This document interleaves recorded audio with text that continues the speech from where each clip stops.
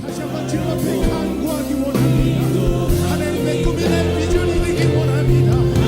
할렐루야.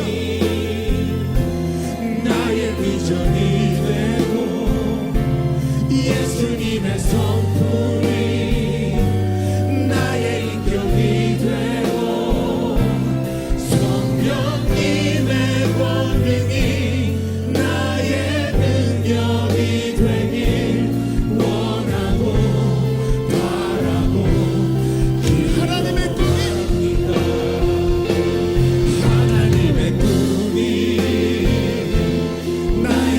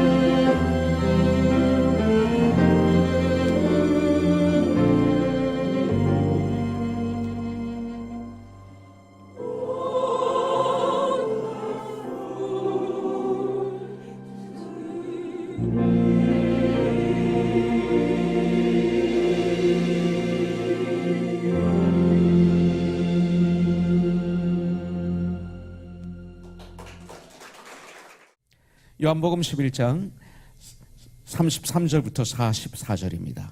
같이 봉독하죠. 예수께서 그가 우는 것과 또 함께 온 유대인들이 우는 것을 보시고 심령에 비통히 여기시고 불쌍히 여기사 이르시되 그를 어디 두었느냐? 이르되 주여 와서 봅소서 하니 예수께서 눈물을 흘리시더라.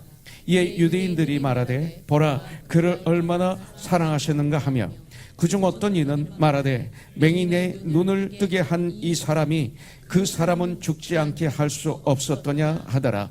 이에 예수께서 다시 속으로 비통히 여기시며 무덤에 가시니 무덤이 구리라 돌로 막았거늘 예수께서 이르시되 돌을 옮겨 놓으라 하시니 그 죽은 자의 누이 마르다가 이르되 주여 죽은 자가 나흘이 되었음에 벌써 냄새가 나나이다.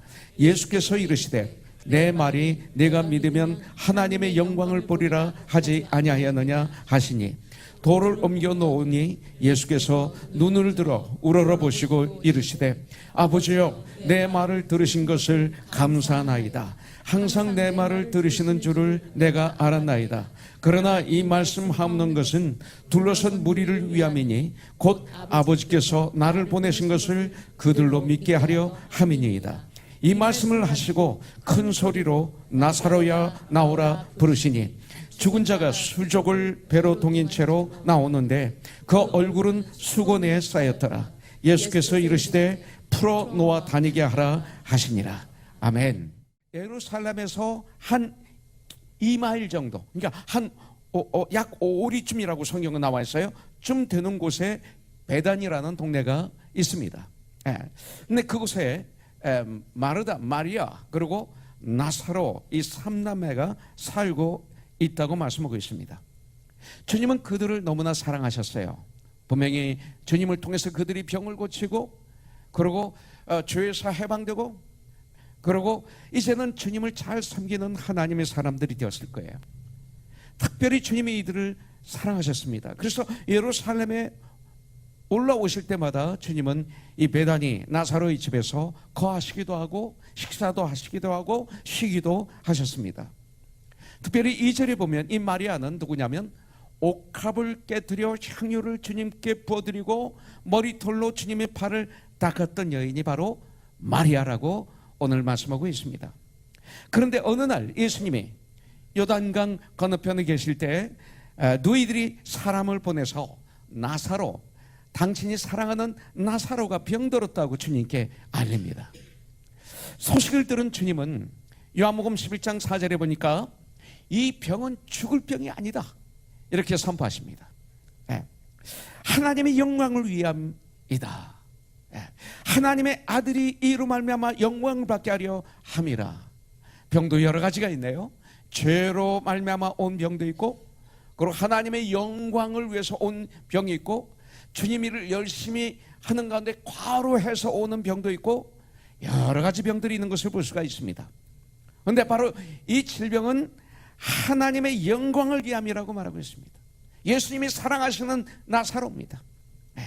그리고 하나님의 아들이 예수 그리스도께서 이로 말미암아 영광을 받게 하려 함이라고 선포하십니다.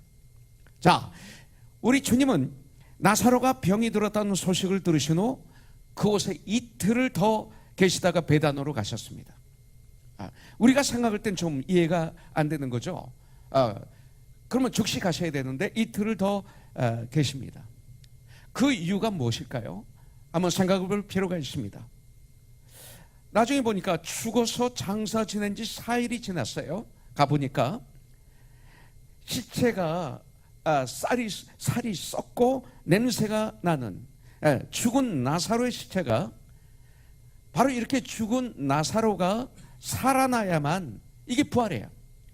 앞으로 있을 예수님의 부활을 믿을 수 있기 때문에 그렇습니다. 예수님의 부활을 전제하고 있는 거예요. 만약 죽은 지 얼마 안 되어 살아난다면 나사로가 그 당시 유대인들이 바리새인들이 제사장들이 뭐라고 그랬겠어요? 기절했다가 정신을 차린 거야. 이렇게 아마 할 수 있었을 것입니다. 나사로가 죽어 무덤에 있은 지 이미 4일이 지나서 예수님은 베다니에 오셨습니다.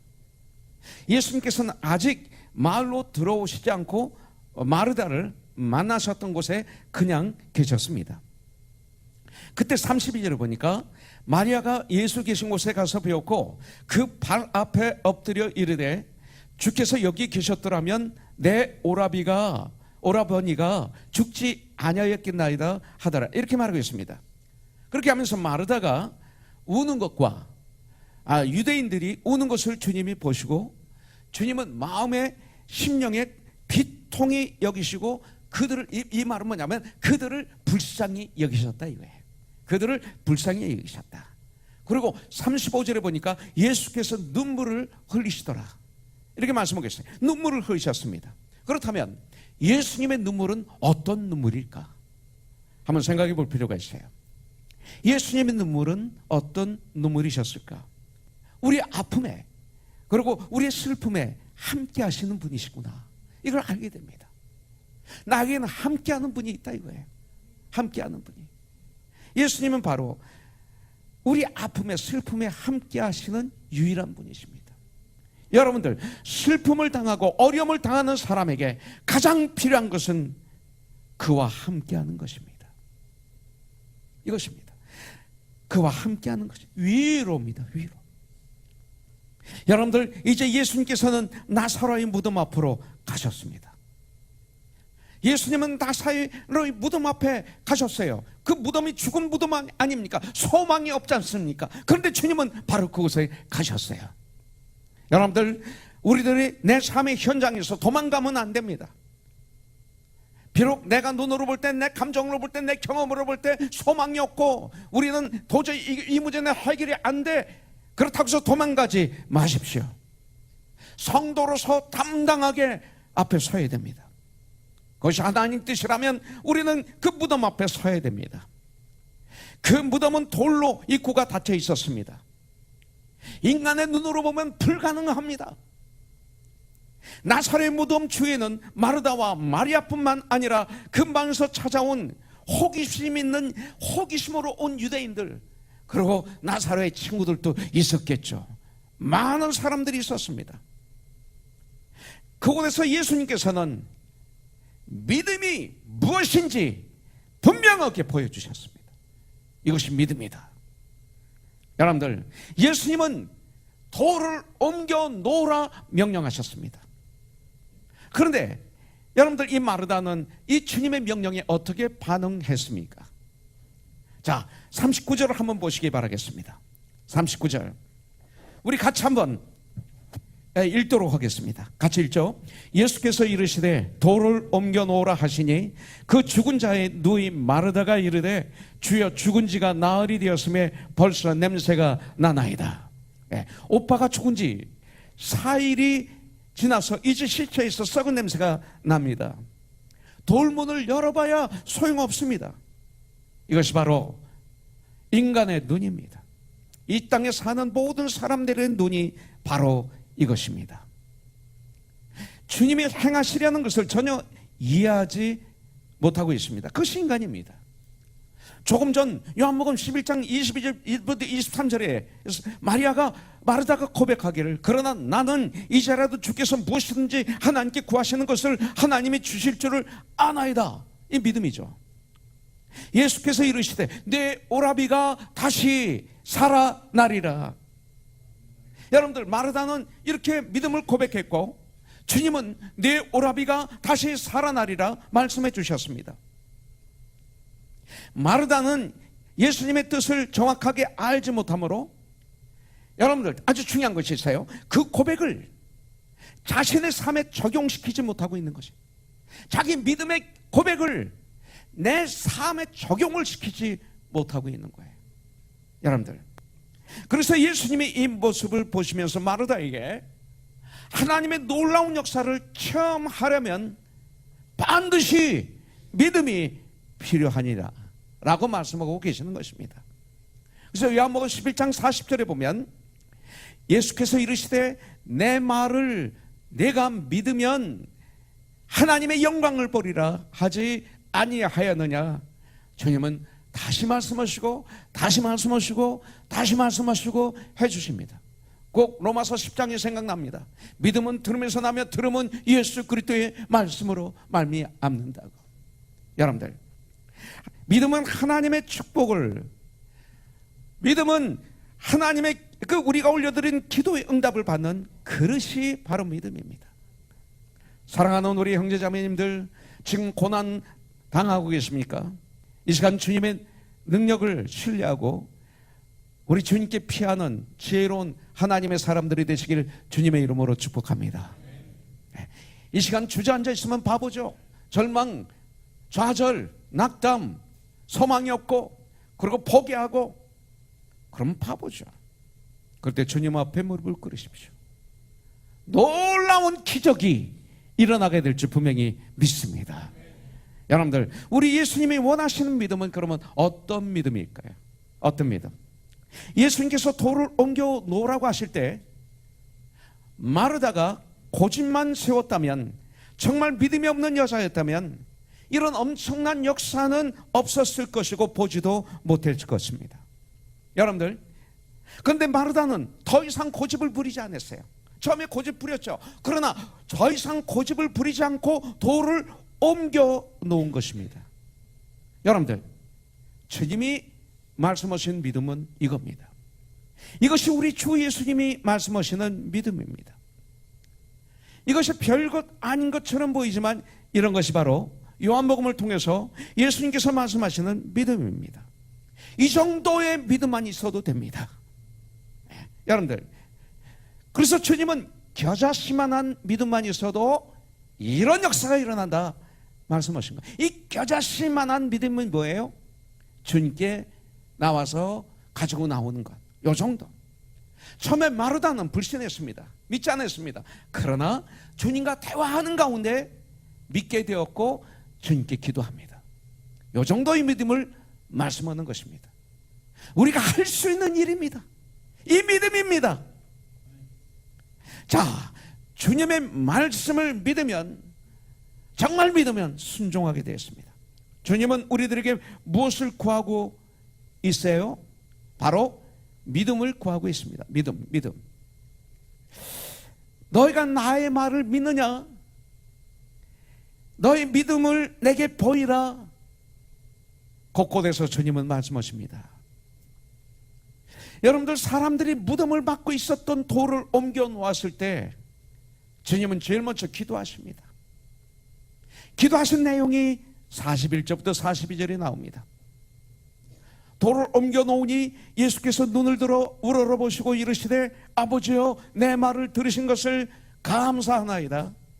항상 내 말을 들으시는 줄을 내가 알았나이다. 그러나 이 말씀하는 것은 둘러선 무리를 위함이니 곧 아버지께서 나를 보내신 것을 그들로 믿게 하려 함이니이다. 주님께서 이렇게 쓴 모든 표적들, 이것은 바로 나를 보내신 것을 그들로 믿게 하려 함이라. 주님은 우리들이 참 믿음을 가지기를 원하고 계십니다. 그래야만이 이 세상에서 승리할 수 있기 때문에 상황에 따라 이랬다 저랬다 하는 믿음이 아닙니다. 믿음이 컸다 작았다, 이렇게 하면 웃고 이렇게 하면 울고, 쓰러져 있고 일어나고 춤을 추고 그리고 저주하고 부인하고, 이런 믿음이 아닙니다. 언제나 변하지 않는 믿음을 가지시기를 주님은 원하십니다. 오늘 그런 믿음을 갖기를 주님의 이름으로 축복합니다. 그렇다면 언제나 변하지 않는 믿음을 가지기 위해서 우리는 어떻게 해야 될까요? 이거예요. 주님께서 말씀하실 때 그 말씀대로 순종하는 것입니다. 순종하는 전쟁을 하십시오. 주님의 말씀을 따라 행동하는 것입니다. 이것을 진짜 믿음이라고 합니다. 말씀에 순종하는 삶, 이것이 바로 참된 회복입니다. 그 회복이 있을 때 우리는 죽기까지 섬길 수가 있는 것입니다. 진정 주님을 닮아 섬기는 삶을 사는 내가 되기 위해서 가져야 할 것은 순종하는 삶을 통한 참된 회복입니다. 순종이 제사보다 낫다가 이 말이에요. 제사가 아니다가 아니라 제사는 너무나 중요하다, 그러나 순종은 그거보다 더 중요하다, 이렇게 말씀하고 있는 거예요. 주님은 순종 자체셨습니다. 주님이 이 땅에 사시는 동안 구약의 말씀을 다 이루셨습니다. 이 얘기는 하나님 말씀에 100% 순종하는 삶을 사셨다, 이 소리입니다. 끝까지 순종하신 예수님, 십자가에서 죽기까지 승리하신 예수님, 이것이 바로 승리입니다. 그럴 때 진정한 증인이 되는 것입니다. 이제 다른 면으로 한번 하나 더 생각해 보기를 원합니다. 하나님은 우리를 사랑하셔서 사실 주님이 보실 때 저와 여러분들은 아무 쓸모없는 우리들입니다. 우리가 얼마나 연약해요. 이 우한 폐렴이 생겼는데 꼼짝 못하잖아요. 과학이, 의학이, 물질 문명이 이거를 컨트롤을 못해요. 컨트롤을 당하고 있어요. 너무나 힘들어요. 인간이 얼마나 연약한 것이 보이잖아요. 그게 우리들이에요. 하나님이 보실 때는 우리들은 더구나 아무 쓸모없는 나와 여러분일 거예요. 그런데 나의 주님은 그런 나와 여러분들과 함께 일하시기를 원하신다, 이거예요. 일하시기를 원하신다. 그래서 주님이 말씀하십니다. 돌을 옮겨 놓으라, 이거예요. 돌을 옮겨 놓으라. 우리 주님 부활하실 때 그냥 돌문이 다 열려 있었습니다. 그냥 열려졌습니다. 그리고 부활하셨습니다. 그때는 사람의 같이 일할 필요가 없고 하면 안 되는 시간이기 때문에. 그런데 주님께서 말씀하십니다. 돌문을 옮겨 놓으라 말씀하십니다. 이것이 무엇을 의미합니까? 주님은 진심으로 믿는 하나님의 사람들을 주님의 영광에 참여시키기를 원하고 계시는 거예요. 여러분들, 우리 주님이 혼자 일하실 수 있습니다. 아니, 혼자 하시면 너무나 편하십니다. 그럼에도 불구하고 우리 주님께서는 우리가 일할 수 있는 기회의 축복을 주신 것입니다. 자, 이제 큰 소리로 명령하십니다. 나사로야 나오너라. 여기서 보니까 큰 소리로 나사로야 나오너라. 나사로야. 주님은 나사로를 아시는 겁니다. 나사로를 사랑하시는 것입니다. 여러분들, 바로 그렇습니다. 나사로를 아시는 것처럼, 나사로를 사랑하시는 것처럼 우리 주님은 나와 여러분들을 정확하게 알고 계시고 사랑하시는 줄 분명히 믿습니다. 때때로 우리는 큰 소리로 외쳐야 됩니다. 무시로 기도하고 속으로 기도하고 작게 기도하지만 큰 소리로 외쳐야 됩니다. 예수님은 나사로의 무덤 앞에서 소리를 높여 큰 소리로 외쳤습니다. 나사로야 나오너라. 나사로야 나오너라. 그래서 죽은 나사로가 살아나 걸어 나왔습니다. 우린 때때로 너무나 앞이 꽉 막혔을 때, 정말 인간의 눈으로 볼 땐 절망밖에 안 보일 때, 때때로 우리는 하나님 앞에 소리를 높여 기도할 수가 있습니다. 그래서 이 부르짖는 기도가 중요한 거예요. 에레미야서 33장 3절에 보면 너는 나에게 부르짖으라. 그러면 내가 너에게 응답하리라. 그리고 내가 알지 못하는 크고 은밀한 일을 내가 내게 보여주리라. 주님은 약속하셨어요. 죽음으로 묶여있던 나사로가 예수님의 그 외침을 듣고 살아난 것처럼 우리들의 영적인 삶이 다시 살아나는, 이 시간 다시 살아나는 역사가 있기를 간절히 축복합니다. 그렇게 큰 소리로 명령하시니 여러분들, 배로 꽁꽁 묶인 시신 그 모습 그대로 무덤 속에서 걸어 나옵니다. 얼굴은 수건으로 가려져 있습니다. 그런 상태로 걸어 나오는 것입니다. 나사로야 나오너라, 이 말씀. 나사로야, 죽음의 무덤 속에서 더 이상 머물지 말고 다시 새 생명을 얻어 이제 나오라, 이 말씀이에요. Born again. 이 시간 우리도 나사로처럼 새 생명을 얻고 사망의 그 굴 속에서, 절망의 굴 속에서, 어둠 속에서 삶에서, 어두운 삶에서, 캄캄한 삶에서, 절망의 삶에서, 지옥의 삶에서 걸어 나오시기를 주님의 이름으로 축복합니다. 이게 믿는 사람들이에요. 모든 문제의 해결자이신 예수님 앞에 나의 모든 문제를 맡기십시오. 그분은 나의 삶 가운데 은혜로 함께 하시는 분이신 줄 분명히 믿습니다. 내가 눈물의 골짜기를 지날 때 주님이 함께 하시며 우시면서 같이 걸어가 주십니다. 이것이 주님의 눈물이에요. 그리고 주님 안에 내 두 눈에서 눈물을 씻어주시는, 씻어주실 수 있는, 눈물이 변해서 기쁨으로 바꾸게 해주시는 유일한 분이십니다. 오늘 이 시간 부활이요 생명이신 주님께서 사망의 음침한 골짜기에 허우적거리는 나를 향해서 주님은 일어나라 외치시는 소리에 벌떡 일어나십시오. 또한 풀어놓아 다니게 하라 말씀하십니다. 주님은 무덤 앞에서 우리를 향하여 두 가지 명령을 하고 계십니다. 첫째는 뭐예요? 무덤을 막고 있는 돌을 옮겨 놓아라. 두 번째는, 다른 하나는 무덤 밖으로 걸어 나오는 나사로의 몸을 묶고 있는 그 배를, 얼굴을 가리고 있는 수건을 풀어 주어라, 이거예요. 오늘도 우리 주님은 저와 여러분들에게 말씀하십니다. 불신의 돌문을 옮겨 놓아라, 믿음을 가져라, 이거예요. 그 다음에 무덤에서 나오너라. 여러분들, 나사로야 나오너라. 이 대신에 여러분들이 지금 당면하고 있는 어려움이 있습니까? 그 어려움의 노예가 돼서 쓰러지고 있습니까? 혹시 좌절 절망 속에 있습니까? 이제 돌을 굴리는 사역 하셔야 돼요. 그리고 그를 완전히 눈을 가리고 있던 수건, 온몸을 제어하고 있던 그것들을 다 풀어주는 사역을 감당해야 돼요.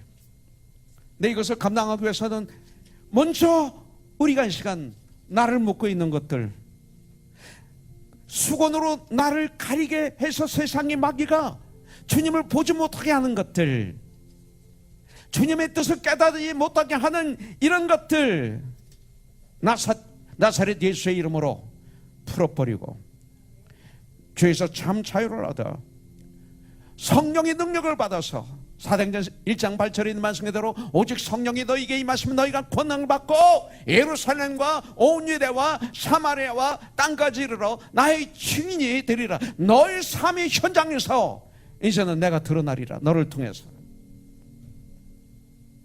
이런 삶을 실천해야 됩니다. 그래서 참된 회복을 이루어 진정 내가 있는 곳에 하나님의 나라가 임하는,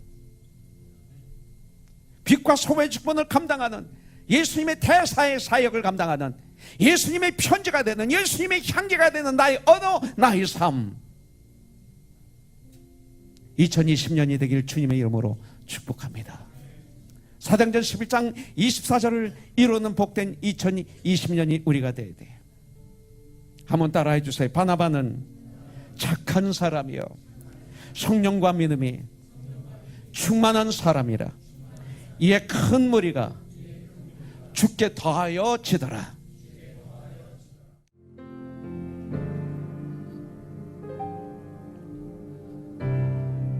잔잔하던 내 바다 거센 바람 불어와 지친 내 몸을 흔드네. 고요하던 내 맘은 쓸쓸한 밤홀로 헤매이고 거센 파도 나를 덮쳐도 오직 주님만 바라봅니다. If you wanna go, if you want